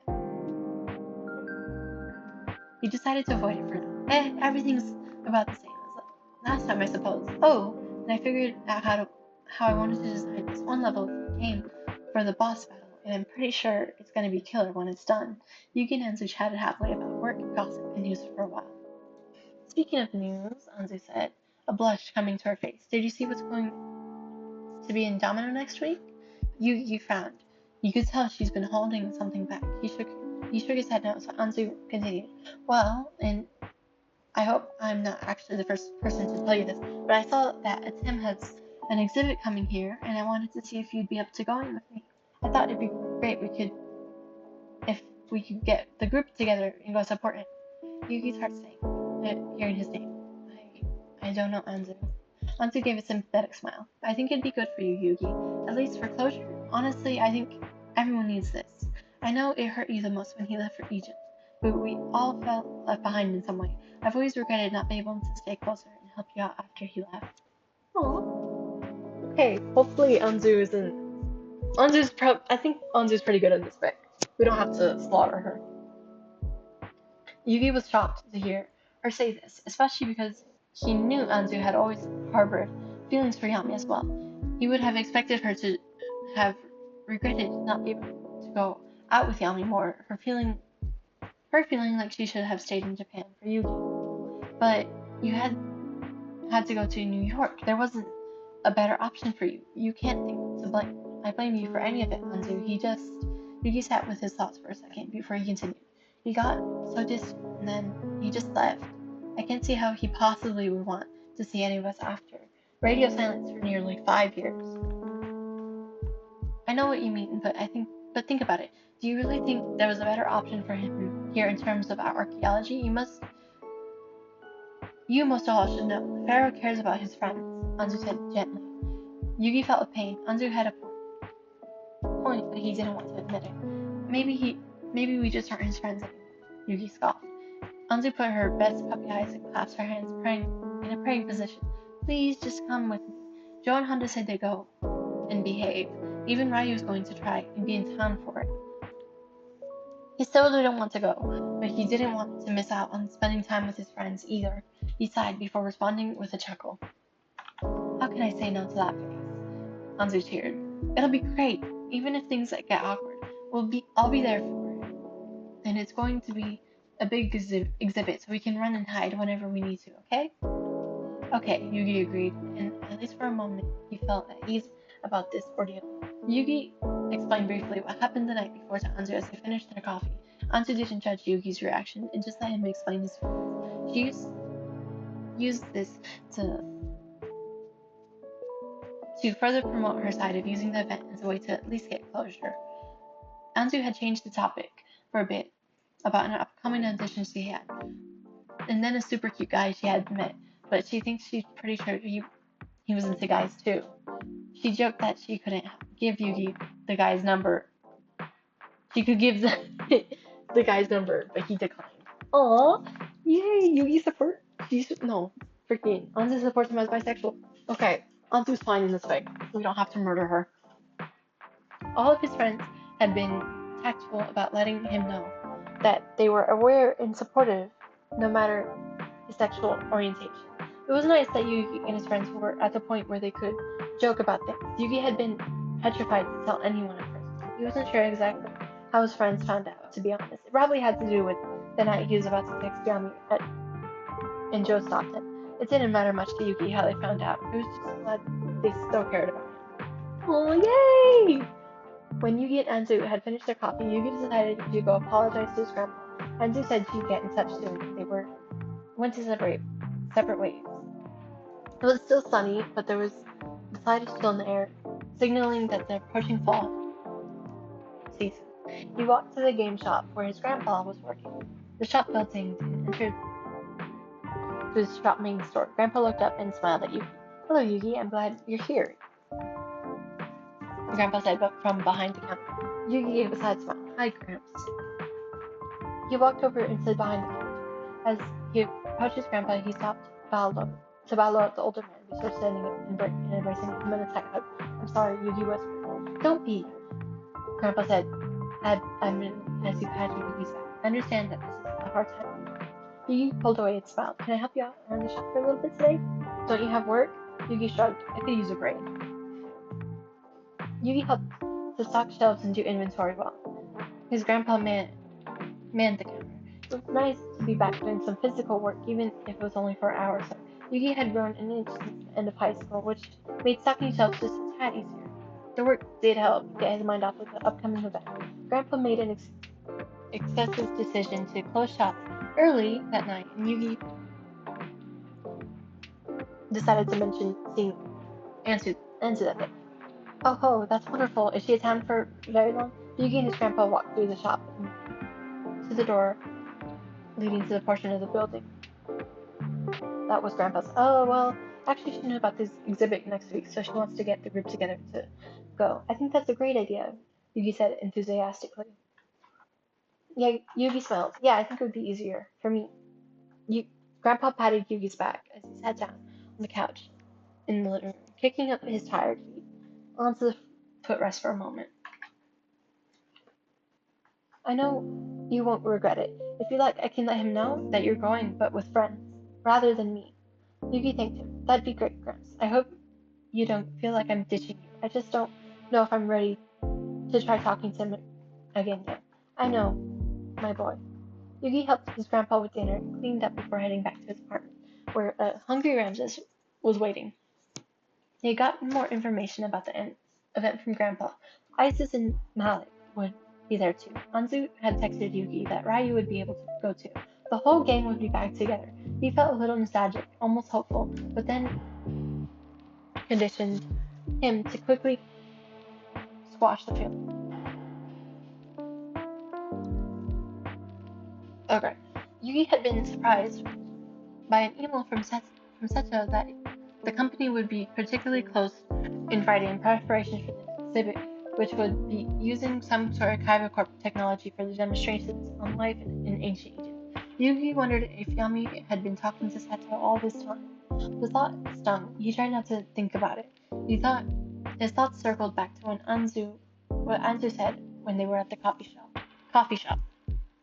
He had wanted to stay in Japan after Yami left, but he never felt any animosity towards Anzu or her decisions to leave. But Anzu made a point to stay in touch. A text every so often, phone calls, and at least visiting 3 times a year when she was in town to see her family. She was just there and accepting of Yuki's obvious feelings. Yami, however, made no effort to stay in touch, except to call Grandpa. The same sadness of the prior night threatened to engulf him again. Ignoring it best as he could, he tried to decide to play some video games before turning in early. See, this fic is gonna make me freaking rage out, but we're getting a slow burn. We're getting a slow burn, which is actually nice. Okay, headcanon share.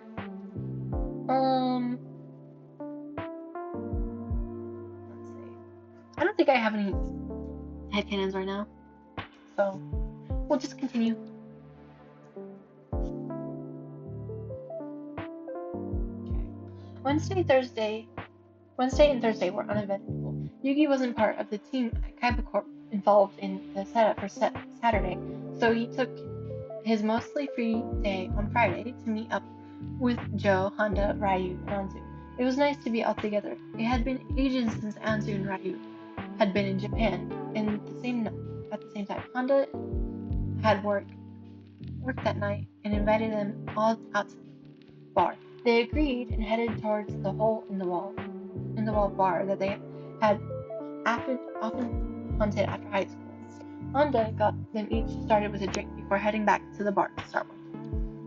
Yugi had always enjoyed going there, but now, being in that dim-lit bar, memories were starting to come back that Yugi had wanted to forget. Memories from that summer when Yami left. Briefly, Yugi remembered back to a night when he had a few too many. He remembered sitting in the same corner booth.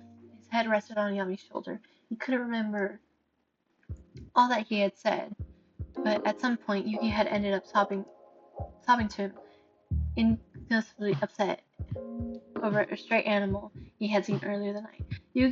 Yugi couldn't remember if it had been a cat or a dog. It wasn't winter or anything either. Yugi honestly didn't remember. He didn't even know if it was homeless, but had upset drunk Yugi to the point of tears. He could nearly laugh now as he thought back to it. How naive he had been to think that Yami would have cared about Yugi's petty concerns. Yugi tried to shake the memory out of his head. How stupid he had been. How overly emotional. How touched Yami had been. Dude! This fic is making me... Jesus. It's like... This fic is actually so slow burn-ish. It's like a slow burn-ish. Yami was his role model, his best friend. They could talk for hours and it would feel like minutes. There was never a moment between them that didn't feel right. When Yugi began to recognize the feelings he was having, Yugi could remember back to the times the arcade. Yugi would just watch Yami. Yugi had always been unable to take his eyes off the other man. Yugi always thought that Yami was handsome, but when he focused, he was like a god among men, as if he put him in a trance. His thoughts shifted here. Maybe Yugi had been too clingy. Maybe that's why. He stopped the train of thought and tried to focus on the others were discussing. The group had been joking about what they would wear to the exhibit the next day. Joe swore to them he had bought a pinstripe suit just for the occasion. Anzu wondered out loud if she rent an 80s Victorian style dress just to confuse everyone. Ryu suggested dressing up like Cleopatra to her for a moment. Yugi would have put money on her actually going through with it. After a few rounds, they all said their goodbyes. Joe offered to drive Yugi home, only having one beer early in the night, but Yugi declined so that he could walk. The fall temperature and the atmosphere were going to be over any day now, and he desperately wanted to enjoy each minute if he could. He had walked these streets so many times, he had hardly paid attention to the turns he took to get home. Before he knew it, he was standing outside his apartment building. He used his key card to enter, yet he had an uneasy feeling, as if he was being watched. He entered the building and walked quickly towards the stairs. As he reached the stairwell, he paused. He heard the main door swing closed, but had it shut? And why did he feel like someone was still watching him? Before entering the stairwell, he looked back and jumped in shock, but it was only his reflection staring back at him. In the large lobby mirror, he frowned at it. It frowned back. There was definitely downsides of looking similar to the person who haunted your thoughts. As Yugi went to his apartment, he wondered briefly where Yami and the Ishtars were staying. While in Japan, he supposed they would have been there by tonight, especially since the setup would probably have needed all hands on deck for the setup of the exhibit, and he guessed it would take at least a full week to set something up like this. Remembering the way Isis was, she would probably have insisted on being there for the whole process. Yugi wondered if Yami had called from Egypt or he had been in Japan when he called. As Yugi curled up into his bed that night, the thoughts were consumed with crimson-hued eyes and Egyptian artifacts.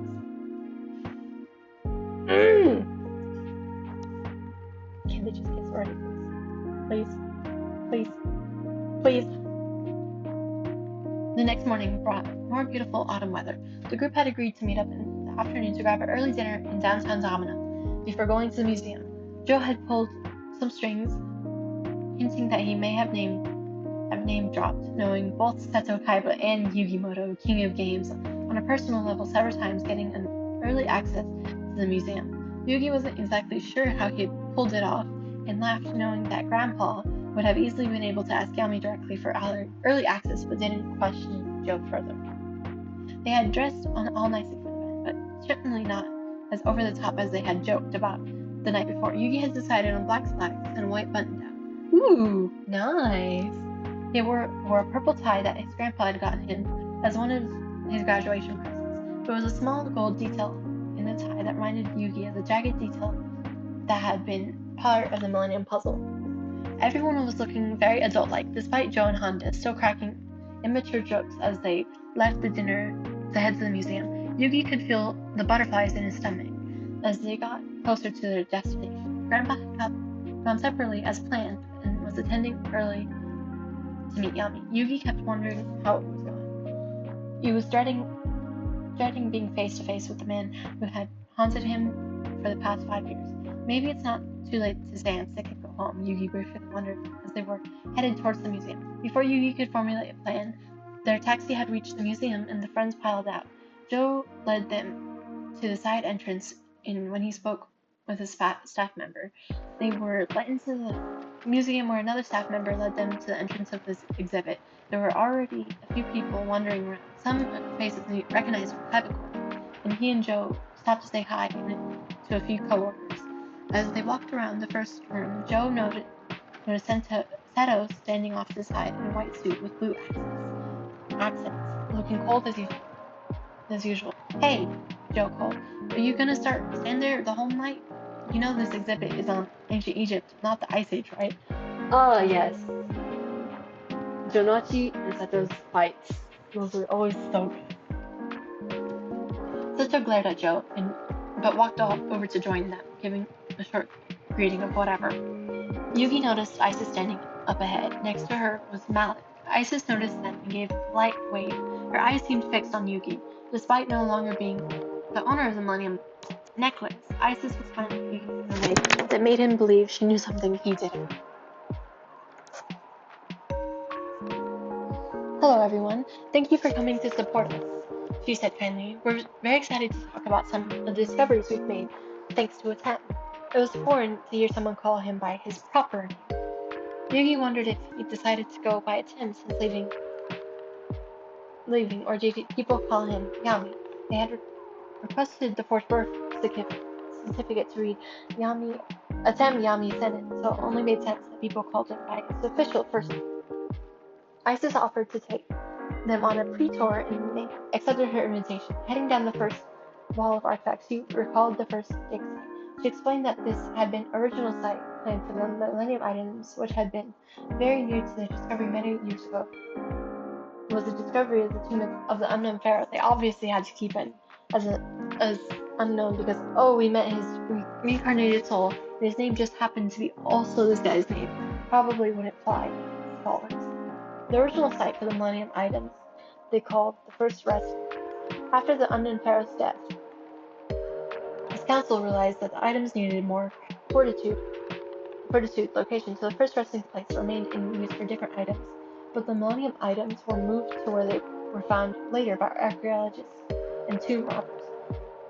The exhibit had noted that these Millennium items had been lost in a mysterious collapse of the unknown pharaoh's tomb. Obviously, again, not being able to say that Yugi and Yami's final duel was the reason for the collapse. Yugi had conflicting emotions thinking back to his adventures, especially when they were working to get his memories back. As Isis continued to talk about each place, Yugi looked around the room. There were so many pieces in all condition. The technology from Tybercorp had been intrigued into displays.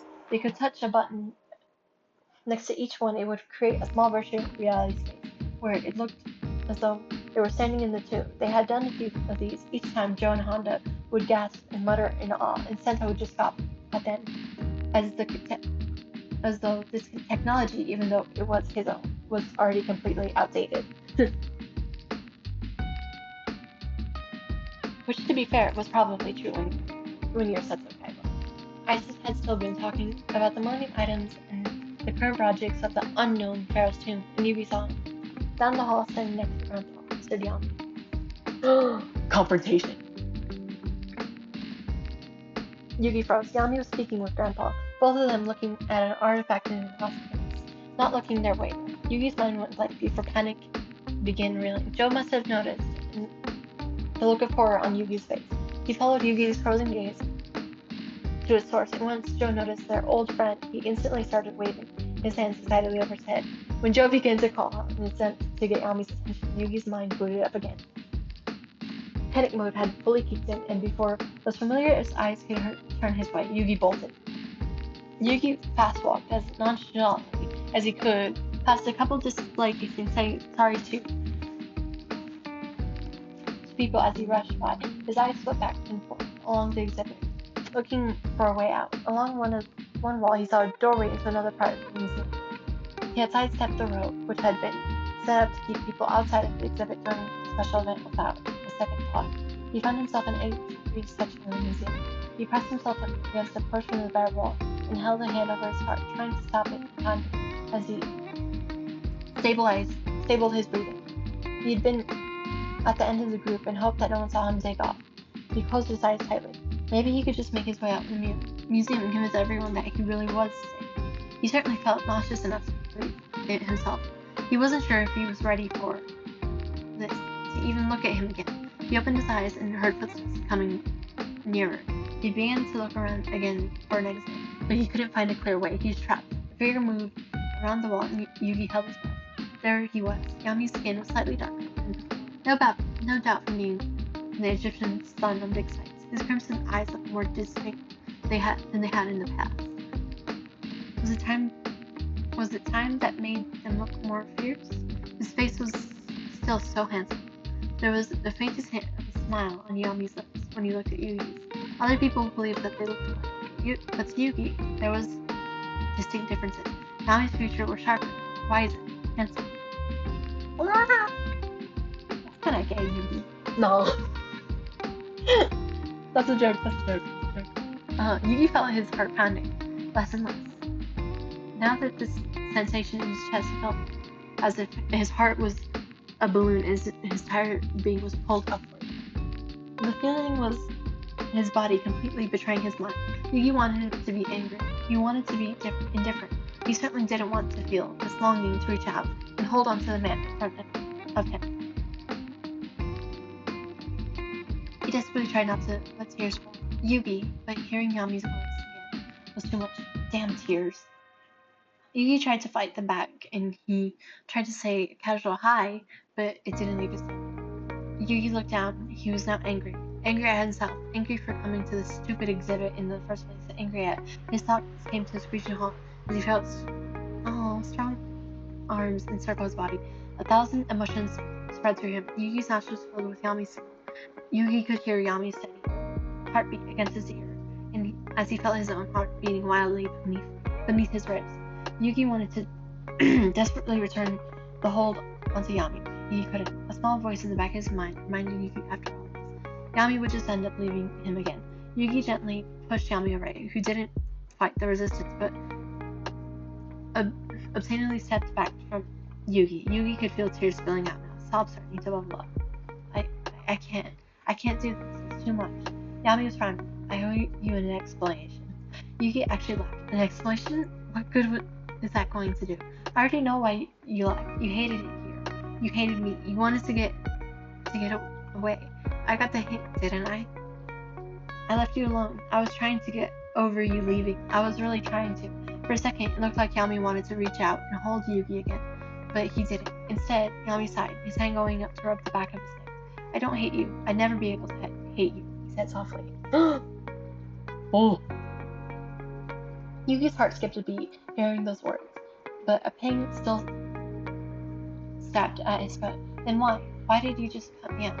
You didn't call, you didn't text, you didn't even write the damn letter. There was something in the way Yami's eyes slid to meet Yugi's that made Yugi's heart flutter. I was afraid of a lot of things, one of them being this. Yami gestured to his own body. It wouldn't be forever, that I would somehow be sent back, either to the puzzle again, or do I. That maybe it was a mistake, and I'd wither away, despite despair. I didn't feel disappear. I didn't feel as though I belonged here. I didn't want you to see that. If something had happened to me like that, I just didn't want to hurt you. So instead, you just decided it would be better to ignore me? Yugi shook his head in disbelief. How is it better than you're always alive and here, in this world, in this lifetime, but not even talking to me, visiting me? We graduated college. You weren't there. I wasn't there for you. It was worse. It was so much worse this way, knowing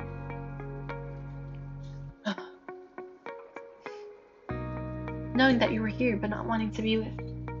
Yugi stopped himself from saying, with me, touching his fist. With us, he finished. Yami paused for a moment, as though taking in what Yugi was saying. I am truly sorry. I know I made a mistake, and I know saying that you won't believe me, but not yet. Not yet, not in your heart. But I'm glad you're here, because this whole exhibit is to show you what we found. Yugi looked up Yami had such a genuine smile on his face, even after all their time apart. This look Yugi knew was a confident one, the same one before placing a winning card. Yugi couldn't help but give a small smile back, but he fought to keep it from growing. How long had it been since he saw that gorgeous smile? What do you mean? What did you find? Yugi asked softly. I found reassurance. This, me being here in this time. It's permanent. A voice came from around the corner. Sen? Sorry, they're asking for you to be on stage in 5 minutes. Yugi didn't notice that the sound of people had increased from around the doorway. The general public must have been let in. Yugi couldn't see people in the hallway from where he stood. Couldn't. Thank you, I'll be right there, Yami responded to the person on the other side of the opening before turning his attention back to the slightly shorter man. Yugi, I'm truly sorry. I was a coward. I didn't want to hurt you. I thought it would be better, and I know I was wrong. I'll explain more during the presentation. I had seats reserved for you, Grandpa, and the others. I'm just in front. Just please give me a chance, everyone. Oh, yeah. Fangirl time. Yugi felt his face flush at the old nickname as he nodded. Yami hesitated. I'll see you soon then, Yami said with a smile, and walked around into the exhibit. Yugi moved to watch him walk the crowd towards the larger room in the end of the hallway. As Yugi finally came around the corner, trying to wheel the blush off his cheeks, he came face to face with Joe, who was standing there with his arm crossed and a definite pout fixed on his face. Yugi gave him a sheepish grin. What's the big idea, you? Running off and hiding in the dark rooms with Yami already? Joe's face pout white faded in a grin and he winked. Cut it, Joe. Yugi smiled back at Joe's cheese and ignored the question in Joe's eyes. Yami said he saved us seats. Saying his name came naturally. It had in the past, but there was still an uneasy feeling in his gut. Yami said he had done this for Yugi, but what did it mean? What exactly had he found in Egypt? Joe and Yugi joined the others and headed towards the room. There was a stage with a projector screen set up on it. Yugi guessed there were about 300 chairs alone in this room. Yugi saw his grandpa near the front, and they headed to the reserved seats. That's how had proceeded to join Isis near the stage. He had insisted he be up front for acknowledgement of the contribution to the Cupid Corp in the virtual displays. Yugi saw Yami near the side of the stage, chatting with Isis, and said so quickly. As the lights dimmed, the crowd quieted down. Isis took the stage first, welcoming everyone and thanking them for attending.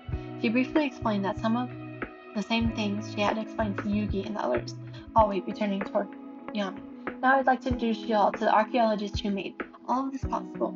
He was relatively a new face in the Egyptology scene, but he has brought with him an incredible intuition that we will all likely never see again. Yugi didn't miss the twinkle in Isis' eyes before she said this. Please help me introduce welcome Aten Senin.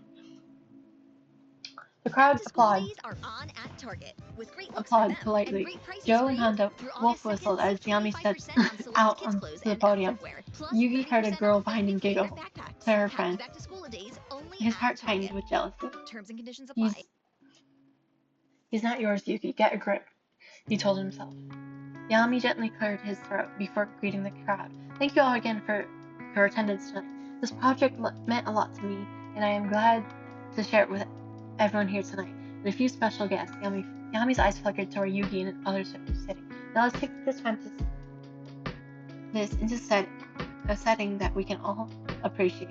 Suddenly, there was a commotion from the crowd as the entire room smiled in a projection from the virtual reality simulators. It looked as though they were in the middle of a desert. This light shone through the sand next to Yami in the virtual desert is where we first found our discovery. Some of the audience gasped as the room seemed to drop below the earth and found themselves looking around the inside of a large chair. The first resting place, Yami explained, was a site originally designed to harness the powers of the items known as Millennium Items. These items, as we know, were eventually moved back to the final resting place in the tomb of the unknown pharaoh and have since been lost. However, one of the biggest discoveries in the first resting place is this book. The tomb shifted and a virtual wall opened, revealing a solid gold book. This is the companion to the Book of the Dead. The text is the Book of the Living. Yami started.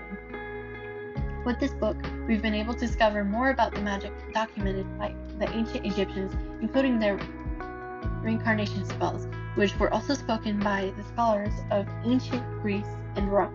The book actually did appear in the Hebrew Bible as well. The spell work in the book is all theological claims, but the discovery has allowed us to further expand the religion of Egypt at the time, and is truly one that I hope will assist in further research. You may have noticed a portion of the exhibit was closed. This will be open to allow people to view more artifacts directly related to the Book of the Living. We do have a virtual copy, which you're welcome to look through in this portion of the exhibit as well. I'll open discussion for a few questions at a time. Yes? A man in the middle of the room stood. What exactly does the book claim in terms of reincarnation? Yami thanked the man and then started. That's a bit of a loaded question. However, this book basically states that a spirit can be tied to an item, which would allow for future reincarnation. We believe that the Millennium items may have a dual purpose to house such spirits. This privilege was most likely, from what we've translated, only allowed done for pharaohs and high priests. Yugi wondered how odd it must be to hold back the truth of someone's information. A few more people asked questions about the amount of time it took from the time they found the site, the time they found the book, about a year. What condition it was in, almost perfect. Where it was being housed now, still in an Egyptian museum for safety reasons.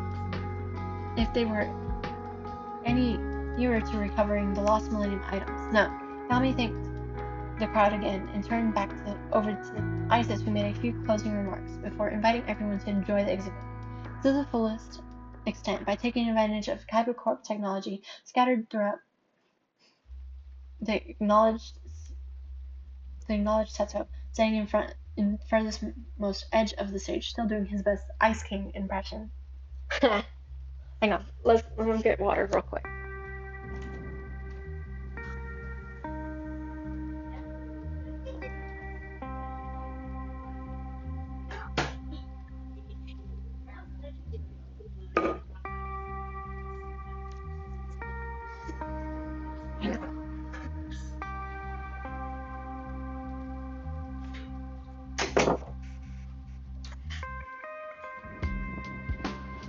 Alright. The audience clapped and began to disappear back through the exhibits. Tommy found his way off the stage towards the group. Yugi watched him curiously. So, if they found the Book of the Living, explaining it was the use of items for reincarnation, and Yami's soul had been tied to the puzzle, and now it wasn't. Was it really just that easy? Yugi had a silly question it when Yami returned originally.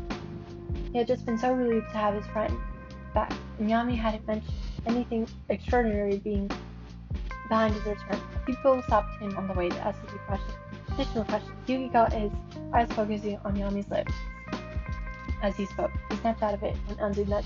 You're drooling, she teased. Yugi blushed but shot back quickly. Not as much as you are. Yami politely finished his conversation with the person who had stopped him, then stepped over to the group. Yugi felt the fluttering in his chest as he approached them. Joe clapped Yami on the back. Man, it's great to see you again. You've definitely been busy. Seto swept over the group, ignoring the stink eye he was getting from Joe. Pharaoh, I'd like to think now that you're done running around, that you duel me. Of course, Highball. Yami gave a small laugh. We've gone over this, Seto. I gave up dueling. Nothing has changed just because I'm in Japan. The group stared at Yami, mostly agape, not believing that of all people would give up duel monsters. Pathetic. You're just afraid and won't admit it. Seto accused with a frown. I will admit it. That I'm afraid, but not for the reasons you think. Yami said slowly, looking over to Yugi. After all, I almost lost something very important to me the last time I duel. Oh my goodness! I still hate you though, Yami. I still hate him for all of this. Yugi felt his face go hot as he looked down. Shoelaces suddenly became extraordinarily interesting. Seto scoffed and clearly unimpressed with any show of friendship or bonding, and walked away with the later losers. The group, likely sensing that Yugi's embarrassment, quickly changed the subject and began asking more questions about Yami's work and rather what it all really meant. So, this book essentially explained that the puzzle allowed you to be reincarnated, Anzu asked, as in fully your own person rather just forward into the afterlife. Yami nodded. The items were used to house the soul and had the power to remnant my body. Obviously, besides being powerful objects used by the core, there were also two options when I went through the light that day. I had chosen I could stay in July, and that was if I had been content with the life I had led. However, I felt as though I needed to do more here and now in this world. Like what? Well, one thing, I'd continue working on the field of Egyptology, Yami said with a smile. Isis was fairly upset that she'll have to do the rest of this tour on her own, but I know she can handle it. Yugi's stomach did a fit. You're staying? Finally looking up at the group again. Yes, Yami's eyes turned towards Yugi's, burning into him. The Domino Museum had asked me to lead their Egyptology department. Yugi felt a twisting in his gut. He wanted to be happy. He wanted to smile and cheer with the others who were congratulating him, Yami, on his new post. But Yugi instead felt an intense fear. Yami was staying. For now. They spent more minutes hanging out in the same room and chatting about what Yami had missed while he was gone in Egypt. However, Yami admitted that time to time he had heard bits and pieces from Grandpa Moto. Yugi watched him carefully, trying to decide what game he was playing. He had left them for years and not spoken with any of them for years. Yugi's friends all seemed to have forgotten him extraordinarily quickly, but Yugi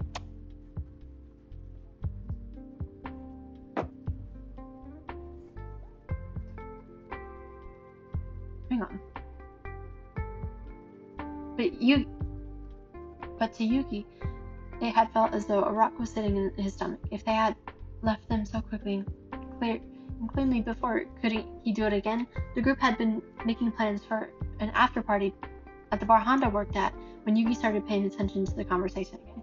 Yeah, Joe said enthusiastically. It'll just be like old times. Hey, since you're going to be in town now, we should go to the arcade sometime. Believe it or not, Yugi actually beat some of your old scores, Honda said with a grin. Crimson eyes swept over the shorter lookalikes' features. A playful grin crept into place. Oh, really? Yeah, and there's an arcade game Honda convinced the owner of the bar to put in. That's pretty challenging, but Yugi's got all the top scores there too, of course. He's the smart one, taking on bets and then getting all of us wasted so he has an advantage over us. Yugi does not take advantage of anyone, Jonochi, Anzu said with a laugh. You're just a sucker. As they stood there, Joe attempting to convince them that he wasn't a sucker and Yami to go drink with them, Isis approached and nodded at Yami. Pharaoh, I'm so sorry to interrupt, but given that I won't have your assistance for much longer, please help me with tonight on just a few more things. Some very generous patrons of the museum have come tonight, and I think it would be in your best interest to meet them, especially with your new post. Ah, you're right, Ishtar-san, Yami said to Isis before throwing a group a quick, see you guys in a while. Even knowing it would only be for an hour, Yuki felt an ache in his chest that he couldn't ignore. As he watched Yami walk away, the group decided to view the rest of the museum. There was an entire section dedicated to puzzles and games in ancient Egypt. Yugi couldn't help but smile. The display matched perfectly with Yami's personality, but one thing in particular stuck out. Yugi noticed a small plaque near the entrance of the game area which read, the items found here are many various games and pastime hobbies which were common in ancient Egypt. Games are dear to the finder of these ancient items. Sennen, who is new to the archaeology field, has already credited several world-changing discoveries. The way it read, as if Yugi was saying Yugi was dear to him, his face flushed.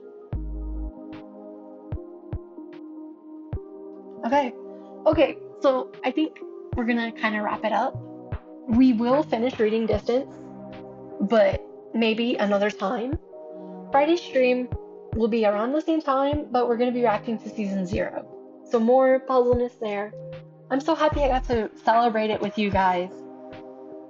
My 5-year puzzle shipping anniversary. Thank you for everyone who stopped by, Unique Berry, Turkey, all the lurkers, and have a wonderful day.